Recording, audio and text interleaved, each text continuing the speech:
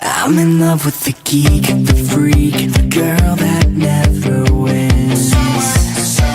I'm in love with the weird, the wild, her ripped jeans and her pins. She doesn't listen to the radio, but she sings along at all my shows. I'm in love with the geek, the freak, the girl that never wins. So what if she's no beauty queen, or the captain of the winning team? She's on the sidelines, living her own life and having a good time. So what if she's not popular, never made as head cheerleader? She's on the sidelines, living her own life and having a good time.